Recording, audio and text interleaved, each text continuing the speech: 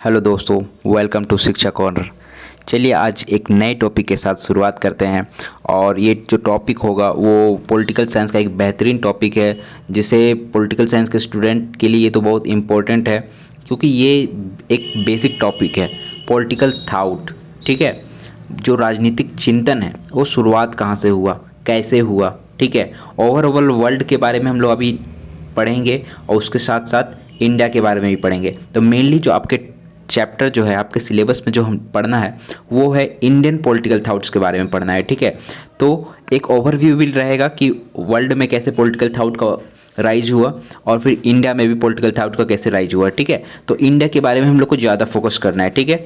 तो ये जो टॉपिक है, ठीक है, तो आप लोग का किसी भी सेमेस्टर में हो सकता है। अगर आप दूसरे कॉलेजेस के हैं या दूसरे यूनिवर्सिटीज़ के हैं तो आपके कॉलेज में भी विभिन्न कोर में हो सकता है। लेकिन अगर आप वीव्यू के छात्र हैं खास, तो आपके कोर 2 में ये मतलब सेमेस्टर 2 के कोर 4 में होगा, ठीक है।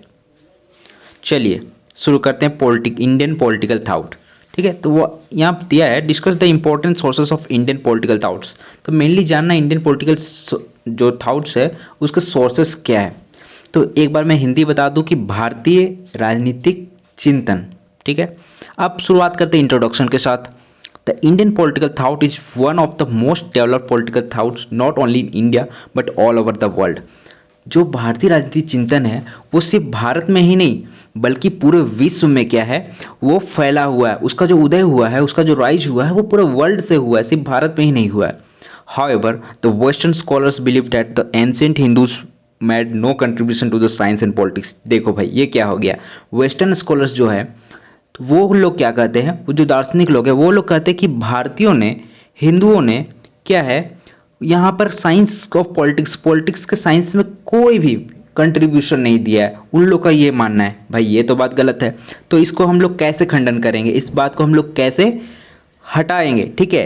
तो वो बात अब सबसे पहले मैक्स मूलर का बात बोलते हैं, ठीक है। एक वेस्टर्न स्कॉलर, उसने क्या बोला है कि in the words of Max Muller, a German scholar, the only sphere where the Indian mind find itself at liberty to act, to create, to worship was the sphere of religion and philosophy। Okay तो यहाँ पर max Muller क्या कहता है, max Muller जो कहता है कि वो कहता है कि इंडियन लोग जो है उन लोग का जो दिमाग चलता है, ठीक है, उन लोग को जो कोई भी चीज़ बनाने का आज़ादी होता है, ठीक है, या जो लोग कुछ भी चीज़ बनाता है तो वो लोग ज़्यादातर बनाता है कि इस पे धर्म का बात करता है, रिलीजन का, और फिलोसफी और दर्शन का बात बोलता है, ठीक है। तो यही 2 पॉइंट्स पे क्या करता है मैक्स म्यूलर बोलता है कि इंडियन लोग ज़्यादा सोचता है। वो लोग पॉलिटिकल साइंस मतलब पॉलिटिक्स के बारे में, राजनीति के बारे में ज़्यादा बात नहीं करता है, ठीक है, राजनीति विज्ञान के बारे में। अब देखते हैं आगे, उसी का बात को और कोई सपोर्ट किया है, जैसे प्रोफेसर ब्लूमफील्ड एंड डनिंग, ये दोनों क्या किया, ये मैक्स म्यूलर का बात को सपोर्ट किया। अब क्या करता है, however this views have been refuted by Indian scholars like D.R. Bhandarkar, doctor Beni Prasad and professor Ghoshal. यहाँ पर रिफ्यूटेड का मतलब होता है उस बात का खंडन किया गया है, ठीक है, उस बात को काटा गया। किसने काटा, doctor B.R. Bhandarkar, doctor Beni Prasad and professor Ghoshal ने, ठीक है। अब डॉक्टर भंडारकर कहते हैं, उनका ओपिनियन ये है कि Hindu mind sought equal regards to science making and material progress और spiritual culture at the time of Kautilya.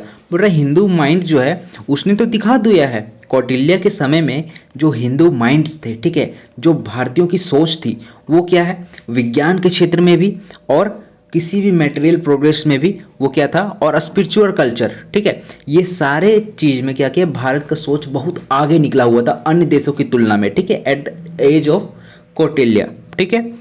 तो ये डॉक्टर भंडारकर बोलते हैं, thus it is not correct to say that the Indian made no efforts towards political thinking. Okay तो ये सब कहना सही नहीं है कि भारतीयों ने कुछ भी एफर्ट नहीं दिया पॉलिटिकल थिंकिंग में, ठीक है। अब आते हैं हम लोग sources of Indian political thoughts. कहाँ से हम लोग का ये पॉलिटिकल थाउट्स का बेस कहाँ से बना, मतलब कहाँ कहाँ से पॉलिटिकल थाउट्स उभर कर बाहर आया। अब सबसे पहला इसका पॉइंट्स है, अब सबसे पहले हम लोग पॉलिटिकल थाउट्स को उसके सोर्सेस के अनुसार हम लोग 4 कैटेगरी में बांटते हैं। तो सबसे पहला जो है वैदिक एंड पोस्ट वैदिक लिटरेचर, ठीक है। तो फर्स्ट पॉइंट्स पढ़ते हैं, इसमें हम लोग पढ़ेंगे हम लोग वैदिक तो वैदिक लिटरेचर में क्या क्या आ जाएगा, आप लोग सब जानते होंगे अभी तक वैदिक लिटरेचर में 4 वेद होते हैं, ओके, ऋग्वेद, सामवेद, यजुर्वेद एंड अथर्ववेद, ठीक है। और सबसे उसमें फेमस क्या होता है, सबसे फर्स्ट जो होता है वो ऋग्वेद होता है। Rigveda is the chief source of ancient political thoughts. During the Rigvedic period jana was the highest political unit. तो सबसे बड़ी राजनीतिक इकाई जो होती है हिंदी के टर्म में, ठीक है, और सबसे बड़ा पॉलिटिकल यूनिट जो था उस समय वो था जन। जन कहा जाता था, एक टर्म होता है जन, ठीक है। और while the family was the smallest unit, और सबसे छोटा यूनिट होता था परिवार, जिसको बोलते हैं हम लोग इंग्लिश में फैमिली।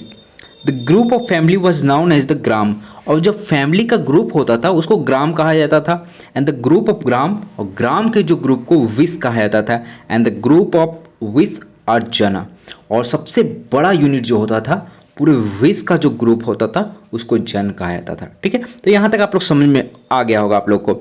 अब आता है जो स्टेट था, मतलब उस समय की अवस्था था, नेचर ऑफ स्टेट था वाज मोनार्की, मतलब उस समय राजतंत्र था, राजाओं का राज चलता था वहाँ पे उस समय, ठीक है, वैदिक काल में। But there were some limitations, लेकिन वहाँ पर भी क्या होते हैं, लिमिटेशंस थे ओवर द किंग, किंग के ऊपर क्या थे, जैसे political institution like sabha and samiti were controlled by people to check the power of the king, ठीक है। जो भी जैसे राजाओं के समय में क्या होता था, सभा होती थी, समिति होती थी, तो इसको कंट्रोल जो होता था ना वो पीपल करते थे, वहाँ के लोग करते थे कि राजाओं के पावर को क्या करते थे, चेक करने के लिए, ठीक है, उसको कंट्रोल किया करते थे। अब क्या है, मतलब उस पर लिमिटेशन लगाने के लिए भी, सिर्फ चेक करने के लिए नहीं, लिमिटेशन, उसको राजाओं को निरंकुश होने ना देना है, ठीक है, ओके। अब आते हैं पोस्ट वैदिक लिटरेचर। तो post Vedic literature includes Vedanga, Upanishad, Brahmanas, Aranyakas. Among the Brahmanas and Upanishad are the main source, okay. तो पोस्ट वैदिक लिटरेचर में क्या क्या आते हैं, वेदांग आएंगे आपके, उपनिषद आएंगे, ब्राह्मण्स और अरण्यक आएंगे। तो सबसे पहले हम लोग ब्राह्मण्स पढ़ते हैं। These were the treatises on the subject of yajna, but also provide little political knowledge. These are 12 in number, in which the Aitreya, Satpath, Gopath, Brahmin are the most important. ठीक है, तो ब्राह्मण क्या है, एक तरह का ऐसा ग्रंथ होता था, ब्राह्मण ग्रंथ, उसमें क्या होता था 12 नंबर में 12 ब्राह्मण ग्रंथ है, ओके, ब्राह्मण्स। उसमें क्या होता था, आपका मुख्य जो है, जो चीफ है वो है ऐतरेय ब्राह्मण ग्रंथ हो गया, सतपथ हो गया, ठीक है, गोपथ हो गया। तो ये सब ब्राह्मण जो है आर द मोस्ट इंपॉर्टेंट है। अब आते हैं हम लोग उपनिषद। तो उपनिषद का वर्बल मीनिंग, एक उसका उपनिषद का मीनिंग है, उपनिषद का मीनिंग ये है ना कि to sit near the Guru to attain the knowledge of Brahman vidya, मतलब गुरु के समीप बैठना, गुरु के समीप बैठना, ठीक है। सॉरी गाइज, स्टार्ट करते हैं फिर से। The verbal meaning of Upanishad is to sit near the Guru to attain the knowledge of Brahman vidya, okay. तो मतलब ब्राह्मण विद्या को प्राप्त करने के लिए गुरु के समीप बैठना, ठीक है, इस टर्म को ही उपनिषद कहा गया है, ठीक है। तो the philosophical aspect is discussed in it, मतलब उसका एक दार्शनिक अप्रोच दिखाया गया है कि उपनिषद क्या है। And it also reflects the tradition of Indian political thought, और उसी में उपनिषद से पता चलता है कि भारत का क्या था ट्रेडिशन, उस समय क्या ट्रेडिशन था, तो उसका एक झलक पॉलिटिकल थॉट्स के रूप में दिखता है, ठीक है। The Upanishad are also called Vedanta, Upanishad को ही वेदांत भी कहा गया है, because they are the last part of Vedic literature. तो वैदिक लिटरेचर जो वैदिक साहित्य जो था, तो वैदिक साहित्य का सबसे लास्ट पार्ट जो है उसको उपनिषद कहा गया है, ठीक है। तो उपनिषद है, इसीलिए उसको वेदांत भी कहा गया, वेद का अंत, वेदों का अंत, ठीक है। एक बार टर्म समझ लीजिए, वेदों का अंत, क्यों, क्योंकि वैदिक लिटरेचर का जो वैदिक साहित्य है उसका सबसे लास्ट पार्ट जो है उसको उपनिषद कहा गया, तो इसलिए उसको वेदांत भी कहा गया। तो द चीफ उपनिषद आर ईश, केन, ऐतरेय, तैत्तरीय, मुंडक। तो यहाँ पर आपको याद रखना एक टर्म आता है बहुत सारा चीज़, जिससे एमसीक्यू में भी आ सकता है। सबसे स्टार्टिंग का उपनिषद कौन था, ठीक है, प्रचलित उपनिषद कौन था, तो उसमें मुंडकोपनिषद, ठीक है, मुंडकोपनिषद, ये आप याद रख सकते हैं, ठीक है। अब आगे हम लोग पढ़ते हैं सेकेंड पॉइंट, ठीक है। जो हम लोग सोर्स पढ़ रहे हैं अभी इंडियन पॉलिटिकल थॉट्स का, तो उसको सेकेंड पॉइंट पढ़ रहे हैं हम लोग, हिस्टोरिकल एंड कॉन्टेम्प्रेरी टेक्स्ट, ठीक है। क्या होता है इसके अंदर कर, तो it includes the 2 most famous epics of India. इसमें 2 महाकाव्य आते हैं, और आप सभी को पता है महाकाव्य कौन कौन है, Ramayana and Mahabharata. Along with it Arthashastra of Kautilya also provides detailed knowledge of political thoughts, ठीक है। इसके साथ साथ कौटिल्य का जो अर्थशास्त्र है वो भी क्या करता है, पॉलिटिकल थॉट्स का बहुत विस्तृत नॉलेज प्रोवाइड करता है। Arthashastra, Arthashastra by Kautilya is known as the first political treatise of India. Sorry,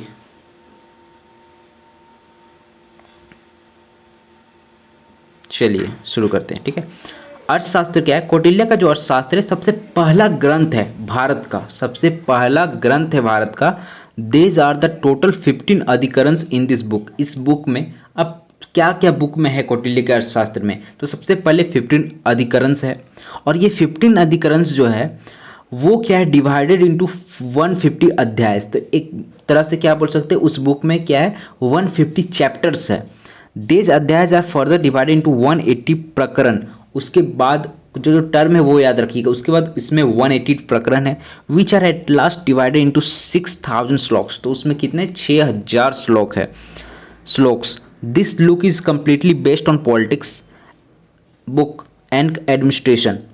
it is written on the administrative system based on monarchy. ठीक है, तो जो राजतंत्र का कैसा एडमिनिस्ट्रेटिव सिस्टम था वो क्या है, कौटिल्य ने अपने शब्दों में इसको, जो कौटिल्य ने वर्णन किया था वो इस बुक में है। तो उस समय का क्या पॉलिटिकल थॉट्स था वो कौटिल्य ने यहाँ पे बताया। तो यहाँ से हम लोग क्या मिल रहा है, एक पॉलिटिकल थॉट्स मिल रहा है। ठीक है, तो आप लोग सब बोल सकते हैं कौटिल्य का अर्थशास्त्र क्या था, सबसे पहला ग्रंथ था जहाँ पे हम लोग को उस समय का एडमिनिस्ट्रेटिव सिस्टम कैसा था, पॉलिटिकल थॉट्स कैसा था वो पता चलता है। अब हम लोग आते हैं आर्कियोलॉजिकल एक्सकावेशंस। ठीक है, जो आर्कियोलॉजिकल क्या बोल सकते हैं हम लोग, जो खुदाई होती है, खुदाई करने के बाद बहुत बहुत जगह पे क्या होते हैं, बहुत पुराने पुराने इंस्क्रिप्शन निकाले जाते हैं। ठीक है, वो सब क्या होता है, फिर उसको फिर टेस्ट किया जाता है कि वो कितने साल पुराने थे।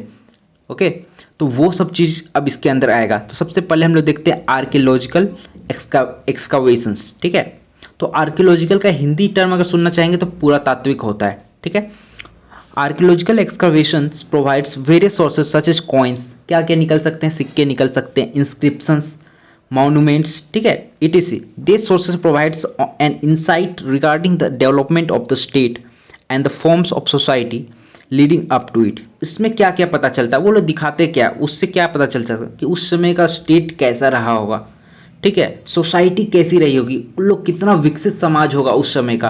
ठीक है, तो most important source in the regard is inscription of Ashoka. तो इस रिगार्ड में सबसे इंपॉर्टेंट जो चीज़ है जहाँ से हमको अच्छा जानकारी मिलता है, एक विस्तृत, मतलब कोई गलत जानकारी नहीं, ठीक है, ना ही कोई कम जानकारी, एक अच्छा जानकारी जो हम लोग समझ पाए अभी तक, वो है इंस्क्रिप्शंस ऑफ अशोका। अशोका का जो स्तंभ था, ठीक है, इंस्क्रिप्शन था, उससे हम लोग को बहुत सारा नॉलेज मिला। ठीक है, पॉलिटिकल थॉट्स के बारे में। अब देखते हैं इंस्क्रिप्शंस ऑफ अशोका में क्या है। Ashoka the great was the first who erected pillars engraved inscriptions on a large scale। ठीक है, तो अशोका का जो, अशोका को सबसे पहले द ग्रेट अशोका कहा जाता है। ठीक है, वॉज द फर्स्ट, वो पहला था जिसका जो इंस्क्रिप्शन था वो सबसे बड़े पैमाने पे आया, लार्ज स्केल पर। The number of his inscription is about 50। उसका जो इंस्क्रिप्शन था, अशोका का जितना इंस्क्रिप्शन मिला है वो 50 इंस्क्रिप्शन मिला है। Among them 14 inscription provide a detailed knowledge of the contemporary Indian political thoughts, tradition and system. ठीक है, जिसमें से 50 में से 14 जो था वो एक डिटेल नॉलेज देता है कि उस समय का क्या जो था, कंटेम्प्रेरी मतलब होता समकालीन, मतलब उस समय का इंडियन पॉलिटिकल थॉट्स क्या रहा था, कैसा ट्रेडिशन था, कैसा सिस्टम था, वो डिटेल नॉलेज देता है उसका 14 inscriptions. Okay, for example the pillar inscription number 4 is related to the equality regarding punishment and behaviour. In the same inscription ही also writes about judicial review. ठीक है, तो वहाँ पर क्या बात किया गया था, जुडिशियल रिव्यू का बात किया गया था उसका फोर्थ में। ठीक है, फोर्थ इंस्क्रिप्शन जो था उसमें। ठीक है, और क्या क्या पनिशमेंट देना है, ठीक है, क्या क्या किसी को बिहेवियर, किसी के मतलब बिहेवियर पे इक्वलिटी रिगार्डिंग, तो मतलब इक्वलिटी का भी बात कहा गया वहाँ पे, कैसा पनिशमेंट, कैसा बिहेवियर की पे देख के कैसा इक्वलिटी बनाया जाए। ठीक है, तो वो सब का बात उसमें किया गया था। ठीक है, पिलर इंस्क्रिप्शन नंबर 7। अब 7 क्या कहता है, नंबर 7 उनका throws light on the fact that Ashoka reign was totally based on the ideology of welfare state। ठीक है, कि अशोका का जो साम्राज्य था वो किस पे बेस्ड था, एक कल्याण, मतलब क्या बोल सकते हैं, एक तो समाज कल्याण जो होता है ना, उस पे उसका डिमांड था कि वो हमेशा क्या करना चाहता था अशोका का, कि अपने स्टेट का कल्याण करना चाहता था। स्टेट का मतलब सिर्फ एक राज्य नहीं होता, स्टेट का मतलब एक पॉलिटिकल साइंस का स्टूडेंट है तो स्टेट का मतलब एक था, मतलब हो सकता है आपका समाज जो होगा उसको भी एक स्टेट कहा गया है, ठीक है। तो उस तरह से क्या होगा, वो एक समाज का कल्याण करना चाहता था, उसका आइडियोलॉजी था अशोका का, वो ये था। तो वो किस में किया गया, नंबर 7 में ये उस पर प्रकाश डालता है। चलिए अब आगे हम लोग पढ़ते हैं अकाउंट्स ऑफ फॉरेनर्स, ठीक है। तो फॉरेनर्स भी भारत में आए और उन्होंने भी क्या किया, बहुत भारत के बारे में, अब भारत के बारे में, भारत में कैसे कैसे रूल हुए उसके बारे में उन्होंने भी खुद लिखा है। तो उसकी ग्रंथ से भी, वहाँ से भी हम लोग को पॉलिटिकल थॉट्स के बारे में पता चलता है। In the ancient times a number of travellers from Greece, Arab, Western Asia and China visited India, ठीक है। तो कहाँ कहाँ से लोग आए, ग्रीस से आए, अरब से आए, वेस्टर्न एशिया से आए एंड चाइना से आए, ठीक है। This traveller left several accounts of the events they witness, ठीक है। उन्होंने जो जो चीज़ यहाँ पर विटनेस्ड किया, जो जो चीज़ देखा, उन्होंने क्या किया, सब चीज़ लिख डाला। Because this foreign travellers of no allegiance to any of the rulers, their accounts are neutral and give first hand knowledge on the themes they discuss, ठीक है।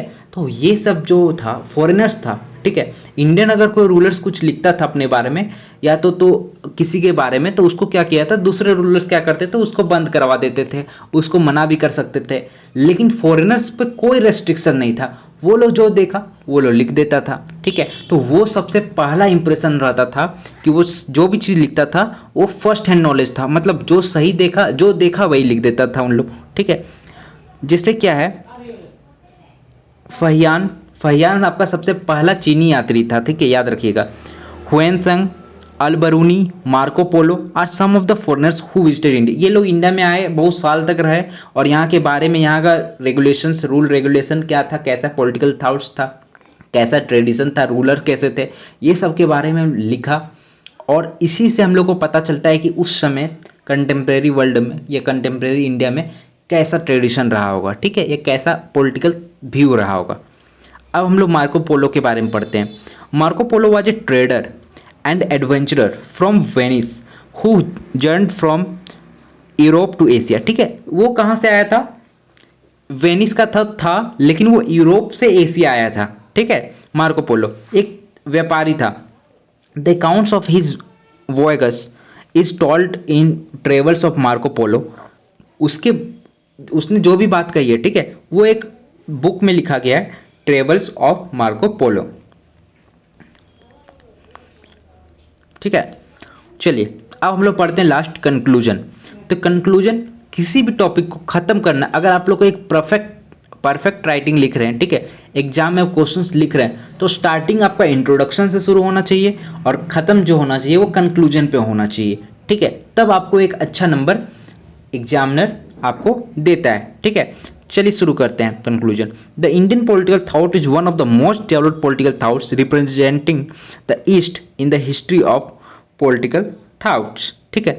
बोल रहा है कि जो भारतीय पॉलिटिकल थॉट्स है, ठीक है, वो क्या है, सबसे डेवलप्ड पॉलिटिकल थॉट्स है, सबसे ज़्यादा विकसित पॉलिटिकल थॉट्स है, ठीक है। वो क्या रिप्रेजेंटिंग करता है कि हिस्ट्री ऑफ पॉलिटिकल थॉट्स कैसा, मतलब पॉलिटिकल थॉट्स कैसा रहा होगा, ठीक है, उसका हिस्ट्री क्या रहा है वो पूरा दिखाता है, ठीक है, इंडियन पॉलिटिकल थॉट्स में। अभी हम लोग पढ़ चुके हैं क्या क्या सोर्स होता है, वही सब चीज़। The study of Indian political thoughts is very much necessary to understand Indian political situation, ठीक है। जो बात हम लोग यहाँ पर कर चुके हैं कि इंडियन पॉलिटिकल थॉट्स का स्टडी हम लोग करेंगे तो हम लोग को क्या मिलेगा, हम लोग को पता चलेगा उस समय का क्या पॉलिटिकल सिचुएशन रहा, ठीक है, ये बात का हम लोग को पता चलेगा। दस it is necessary that the political ideas of ancient political philosophers should be properly analysed and their importance for Indian politics should be emphasised, ठीक है। तो इसीलिए ये जरूरी है कि जो भी अगर कोई पॉलिटिकल फिलोसफर कुछ अपना आइडियाज देता है तो उसको सबसे पहले प्रॉपरली एनालाइज करना पड़ता है, कि वो उसने एनालाइज करके ही हम लोग को कुछ समझ सकते हैं, ठीक है।